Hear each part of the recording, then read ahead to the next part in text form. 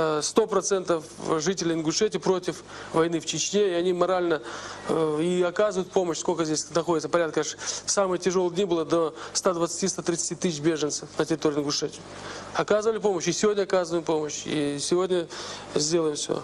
И мы, конечно, а как ты? От своего брата откажешься, что ли? Не откажешься никогда от своего брата. И я не знаю такого человека или такой народ, который от того, что ему стало плохо, и тут же отказаться. Войска шли на Грозный через Ингушетию. Местное население, как и в 1992 году, не встречало их цветами, но и было не в состоянии оказать сопротивление.